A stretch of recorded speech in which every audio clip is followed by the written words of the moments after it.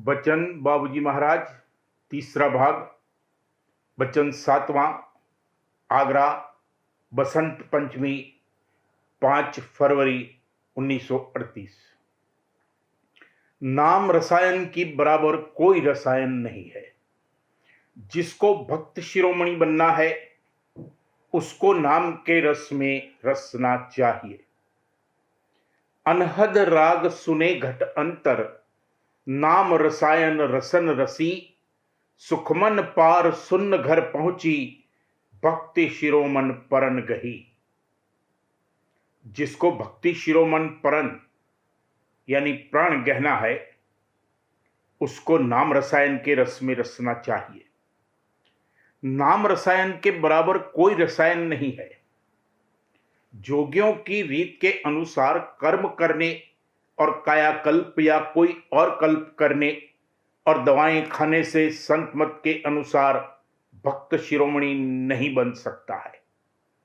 नीचे के 3 चक्रों की कार्रवाई और अभ्यास में शारीरिक बल की आवश्यकता होती है और उसके मुताल्लिक कोई खास अभ्यास के लिए कल्प वगैरह करने पड़ते थे। इन बातों का इस वक्त जिक्र नहीं किया जाएगा कि कौन कल्प किसने किस समय में और किस मतलब के लिए जारी किए थे। अपने जिस्म को कायम रखने के लिए जितना और जिस कदर जरूरी हो आहार करना चाहिए और उसमें भी सतोगुणी अंग वाले आहार की मुख्यता रखनी चाहिए। जिस्म की मामूली सेहत के लिए कुछ दवा और रसायन वगैरह इस्तेमाल करने में हर्ज नहीं है। इससे ज्यादा अगर शरीर को बलवान और हृष्ट पृष्ठ किया जाएगा तो उससे संत मत के अनुसार भक्ति और परमार्थ नहीं कमाया जा सकता। कहने के लिए तो यों कहते हैं कि हम खाना नहीं खाते और हाल यह है कि सुबह होते ही एक बड़ा सा गोला मक्खन का चढ़ा ले जाते हैं या ढेर से बादाम पिस्ते और मगजियात अपने पास रख लेते हैं और उनको चबाते जाते हैं और दूध पीते जाते हैं। इससे यह होगा कि गोश्त के लोथड़े शरीर पर चढ़ते जाएंगे और भैंसा या मेंढा या सांड बनेंगे कि ये तोड़ा और वह फोड़ा और यहां सिर मारा और वहां सिर मारा। ये सब कर सकते हैं मगर तीसरे तिल का फाटक नहीं फोड़ सकते, छठा चक्र नहीं खोल सकते। जिंदगी भर नरक में ले जाने वाले कर्म किए और अब फिर वही ताकत बढ़ाकर क्या परमार्थ और भक्ति कमा सकते हैं। वह रसायन और कल्प किस काम का है जिसमें तन और मन की शक्ति और पुष्ट हो। संसार में धन मान बड़ाई हुकूमत और इख्तियार पैदा कर सकते हैं मगर मालिक की भक्ति नहीं कर सकते, भक्त शिरोमणि नहीं बन सकते। मेंढे की तरह मोटी और मजबूत चमड़ी और गोश्त वाले जिस्म में से क्या सूरत निकल सकती है।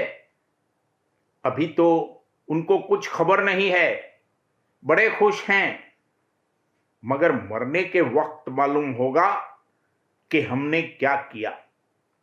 जब मौत का वक्त आवेगा तब या तो खिंच ही नहीं सकेंगे, यहां के यहीं रह जाएंगे और पिशाच और प्रेत बनेंगे, या अगर उनको खींचने की मौज और दया हुई तो नरक की अग्नि में तपाकर उनकी मोमियाई निकाली जाएगी। बिना मोमियाई निकले भैंसे और मेंढे जैसे जिस्म में से सूरत नहीं निकाली जा सकती। मोमियाई के बारे में कहते हैं कि एक बड़ी सी कढ़ाई में तेल भर देते हैं और नीचे उसके ढेर सी आग लगाई जाती है और उसके ऊपर आदमी को सिर में चोटी की जगह छेद करके उल्टा टांग देते हैं। उसमें से बूंद बूंद टपक कर उस तेल में गिरती है जिसको मोमियाई कहते हैं। यह तेल कहते हैं कि सब किस्म के दर्दों पर फायदा करता है। परमार्थ और भक्ति की तो रीत ही न्यारी है।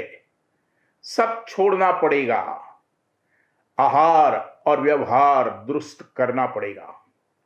रजोगुणी और तमोगुणी आहार कम से कम कर दिए जाएंगे।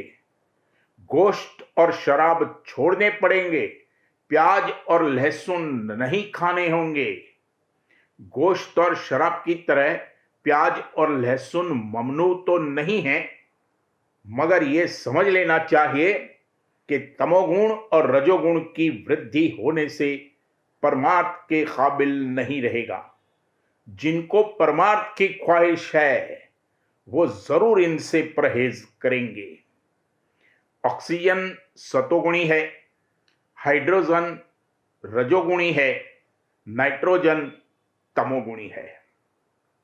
तीन गुण की तीन गैसें यानी हवाएं वायुमंडल में खास तौर से हैं। इन्हीं से जीवन है। केमिकल नेचर यानी कि रासायनिक खवास की तरफ ध्यान नहीं देना चाहिए। तीन गुणों के संबंध में जो ये तीन गैसें यानी हवाएं कही गई हैं, उनसे मतलब कुछ और है। साइंसदान इस बात को नहीं जानते हैं। हाइड्रोजिनस मैटर रजोगुणी आहार से ब्रह्मा और सावित्री के चक्र की शक्ति की वृद्धि होती है। नाइट्रोजिनस मैटर तमोगुणी आहार से तम की वृद्धि होती है। देह के लिए तीनों गुणों की जरूरत है, मगर रजोगुणी और तमोगुणी आहार जहां तक मुमकिन हो कम से कम व्यवहार करने चाहिए। इनकी वृद्धि को रोकना चाहिए। कायाकल्प करो, मगर वो काया का कल्प करो जिसमें मालिक की सच्ची भक्ति कर सको।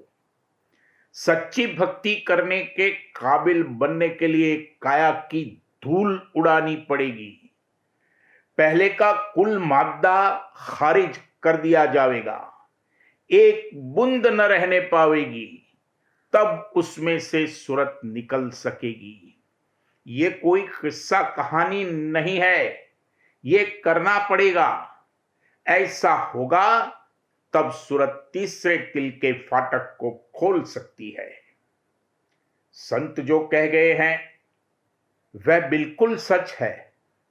किसी को यह ख्याल नहीं करना चाहिए कि संत पढ़े लिखे नहीं थे या शास्त्रादि नहीं जानते थे या उनको कायाकल्प की तरकीब नहीं मालूम थी, इसलिए वो ये कह गए कि परमार्थ कमाने के लिए जिस्म की धूल उड़ानी पड़ेगी और खाक कर देना होगा। जो स्वतः संत थे उन्होंने भी कई कई दिन तक कोठे के अंदर बैठकर भजन किया था और अपने जिस्म को खाक कर डाला था। तो क्या ये यूं ही था? हुजूर महाराज पहलवान तो नहीं थे, मगर अच्छे जिस्म के थे। जब स्वामी जी महाराज के सन्मुख आए और उपदेश लिया तो बाद में अपने जिस्म की क्या हालत कर दी, वह एक फोटो जो हमारे पास रखी हुई है उसको देखने से मालूम हो सकता है। महाराज साहब बड़े हट्टे कट्टे और पहलवान थे। डंडा लेकर बाहर निकलते थे, सब उनसे डरते और कांपते थे। लड्डुओं का नाश्ता करते थे और दूध पीते थे और दंड बैठक और मुगदर करते थे। सन 1885 में उपदेश लिया और कुछ ही अरसे बाद इस कदर आंव और खून के दस्त हुए कि डॉक्टरों ने उनके बचने की आशा छोड़ दी थी। हड्डी पर सिर्फ पतली सी झिल्ली बाकी रह गई थी। पहले का खून एक एक बूंद निकल गया, तब फिर नया खून आया और जो लड्डू खाते और दूध पीते थे वह सिर्फ सुबह एक प्याली चाय और शाम को 2 ग्रास खिचड़ी पर आ गए थे और दिन भर ऑफिस का काम भी करते थे। जब इस तरह का कायाकल्प होगा तब सूरत निकलेगी और अंतर में शब्द की धार यानी अमृत की धार प्रकट होगी। अमृत का आधार होने पर अनाज की मोहताजी नहीं रहेगी, फिर 1-2 ग्रास से ज्यादा नहीं खा सकते। अमी रस चाखा छोड़ा नाज। जर्रा जर्रा हवा में धूल की तरह उड़ा देना होगा, तब सूरत निकलेगी। आग लगाकर खाक कर देना होगा। जैसे सुनार फूंकनी फूंकता है और शोले की नोक में बराबर सोने को तपाया जाता है, तब वह कंचन बनता है। उसी तरह जब ये बराबर तेज आग में तपाया जाएगा तब सूरत रूपी कंचन बरामद होगा। इसके बाद पारस बनेगा कि जिसको छुए वह कंचन हो जाए, और इसके ऊपर परम संत गति है कि जिसको छुए वो पारस बन जाएगा। ऊपर जो बयान किया गया है उससे ये नहीं समझना चाहिए कि उन्होंने अपनी तरफ से देह को गला दिया और खाक कर डाला। ये उन्होंने अपने इरादे से या हठ योग की तरह नहीं किया, बल्कि मौज से ऐसा हुआ। जब परमार्थी भाग उदय हुआ और परमार्थी कार्रवाई शुरू हुई, तब मौज से शरीर पर ऐसी हालतें आईं। अगर मौज से ऐसा न हो तो उसमें सिर्फ कर्मफल है। अस्पताल में सैकड़ों बीमार हैं जो सूख कर हड्डी हड्डी रह गए हैं। वह सिर्फ अपने कर्म भोग रहे हैं, उनका अभी परमार्थी भाग नहीं जगा है। फायदा उनको भी होगा, यानी कर्मों का बोझ हल्का होगा। अगर मौज से ऐसी हालत आवे तो उसमें परमार्थ और भक्ति फल मिलेगा, सूरत निकलेगी। कहने का मतलब यह है कि जिस्म कायम रखने के लिए मामूली खाना पीना ठीक है, मगर इस तरह की ग़िज़ा खाना या कोई कल्प आदि करना कि जिसमें जिस्म पर मांस की तह पर तह चढ़ती जाए और बड़ा ताकतवर हो जाए, परमार्थी के लिए मुनासिब नहीं है। अगर ऐसा करेगा तो फिर परमार्थ के काबिल नहीं रहेगा।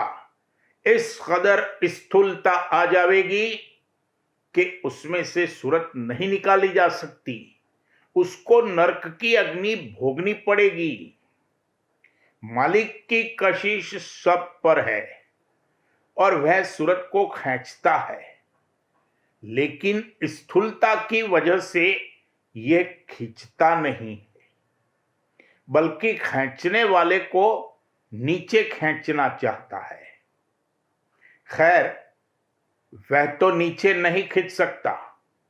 अगर मालिक जबरदस्ती दया की धार भेजे तो उससे यह तो खींचेगा नहीं, मगर वह बिजली की तरह आग लगा देगी। नरक की अग्नि यह भोग सकता है, मगर उस दया की धार को नहीं बर्दाश्त कर सकता। इसलिए मालिक भी ऐसे जीवों को नहीं छेड़ता। मालिक कहता है कि जाओ 84 की अग्नि में तप आओ, तब तुम इस दया के झेलने के काबिल बनोगे। दुनिया में उन लोगों की बड़ी महिमा है जो परमार्थ से कोसों दूर हैं और 84 की अग्नि के अधिकारी हैं। जिनको परमार्थ से कुछ मतलब नहीं, उनको दुनिया पूजती है और उनकी कदर करती है। नहाए धोए, रेशमी धोती पहनी, लंबा सा जनेऊ लटकाया, तिलक लगाया, भस्म रमाई, हाथ में रुद्राक्ष की माला ली और अनेक तरह के पाखंड किए। इस टोली में गए, महादेव का मंत्र उपदेश कर दिया। उस टोली में गए, ब्रह्मा का मंत्र उपदेश कर दिया। ऐसे लोगों की यहां महिमा होती है। कहते हैं कि 10,000 आदमियों को विष्णु के मंत्र का उपदेश दिया। ये परमार्थ है या मस्खरापन है?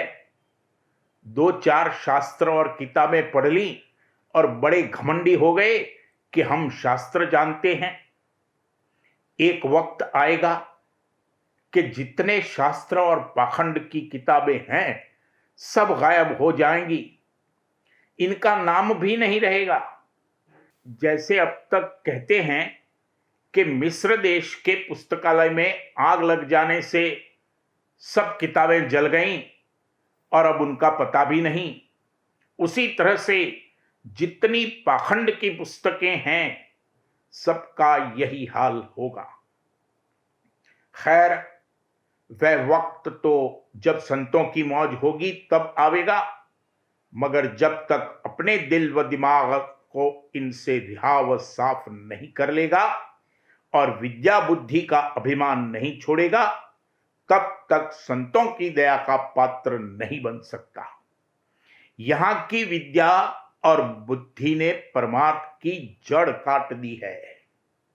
हे विद्या तू बड़ी अविद्या, संतन की तै कदर न जानी। संत प्रेम के सिंध भरे हैं, तै उल्टी बुद्धि कीचड़ सानी। संतन प्रेम लगा प्यारे से, उनकी सूरत शब्द समानी। इस देश की सब विद्या और बुद्धि परमार्थ से दूर ले जाकर पटकने वाली हैं, सब पाखंड हैं। विद्या गुरु उपदेश तेरे भले की कहूं, और विद्या पाखंड तेरे भले की कहूं। दुनिया तो अंधी है ही, मगर जो लोग के संत मत में शामिल होकर भी पाखंड करते हैं और पुरानी टेक को नहीं छोड़ते, उन पर अफसोस आता है।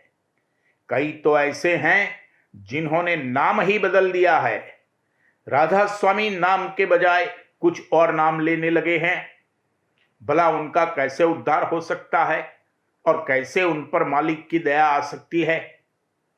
अपने हृदय की पटिया पर से सब नाम और टेक मिटाकर जब तक गुरु की शरण में नहीं आवेगा और वह इसके हृदय की पटिया पर सूरत से राधा स्वामी नाम नहीं लिखेंगे, तब तक अगर स्वामी जी महाराज भी चाहें तो इसका उद्धार नहीं हो सकता।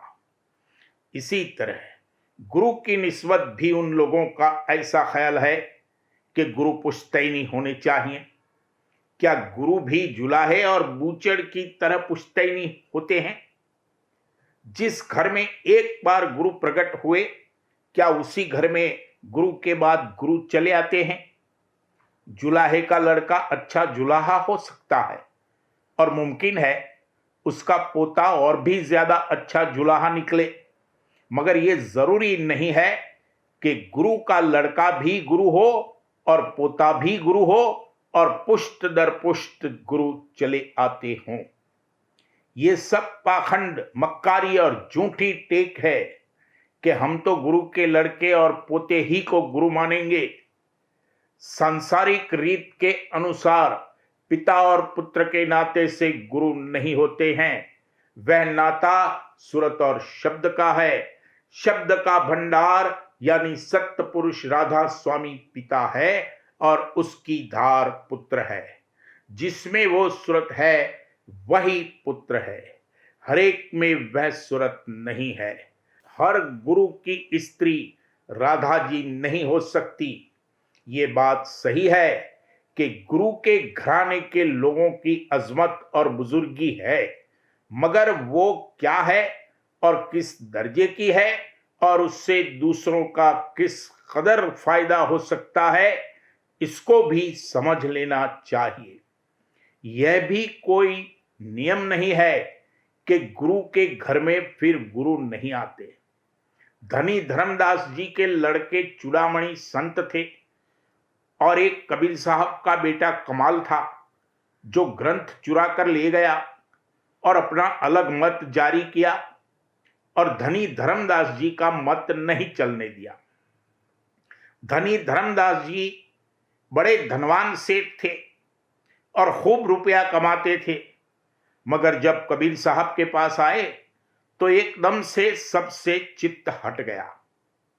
कहने का मुद्दा यह है कि संत मत में केवल सूरत और शब्द का नाता है। जिसकी सूरत जागी है उस पर मालिक की खास दया है। जो नाम की रसायन के रस में रसेगा वो भक्त शिरोमणि बनेगा। सो ये भी फरमाया है कि अपने जतन से कुछ नहीं होगा, मालिक की दया से सब काम बनेगा।